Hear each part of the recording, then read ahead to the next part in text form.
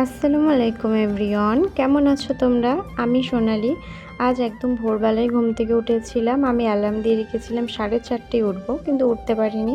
5:18 আমার ঘুম ভেঙেছে আর তখনই উঠে পড়েছি। তারপরে ঝটপট ফ্রেশ হয়ে আমি কিচেনে চলে গিয়েছিলাম সব কিছু রেডি করব বলে। আর এরপর আমি ফ্রিজ থেকে চিকেন আর মাটনটা নিয়ে ম্যারিনেট করছিলাম। আরও অনেক রান্না করেছি, কিন্তু সেগুলো ক্লিপ নেওয়া হয়নি, যেহেতু আমি একা হাতে সমস্ত রান্নাগুলো করছিলাম, তাই আর অন্য কোনো কিছুরই ক্লিপ নিতে পারিনি।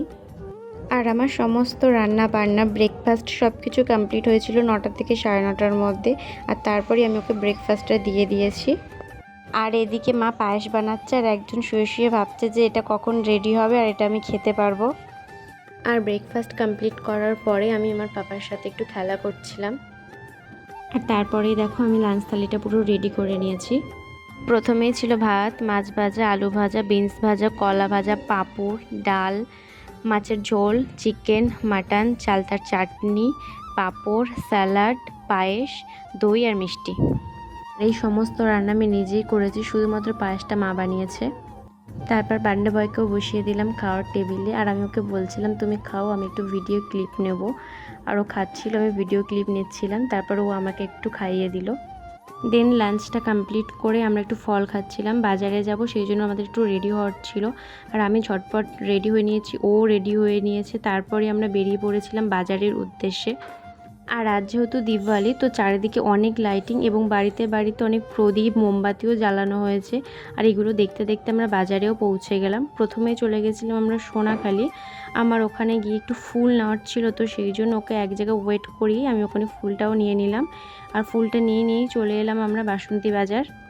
আর তারপরে আমরা চলে গেলাম একটা কেকের দোকানে। আর এখানে কেকের বেশি স্টক ছিল না, তো সেই জন্য যেটা পছন্দ হয়েছে ওর মধ্যেই সেটাই আমরা প্যাক করে নিয়েছি, কি আর করার। দেন আমরা বাড়ির দিকেও রওনা দিলাম। আর বাড়িতে এসে আমরা লেগে পড়েছি ডেকোরেশন করতে, সবাই মিলেই ডেকোরেশন করছিলাম। আর এখানে আমার ডেকোরেশনটা পুরোই কমপ্লিট। আর দেখো আমি বার্থডে বয়কে বসিয়ে দিয়েছি ফটো তোলার জন্য। আর তারপরেই আমরা রেডি হয়ে আমাদের সেলিব্রেশনটা স্টার্ট করলাম। প্রথমে আমি ওকে ওর গিফটটা দিয়ে দিচ্ছিলাম। আর এটা কোনো সারপ্রাইজ গিফট নয়, কারণ এটাও আগে থেকেই জানতো।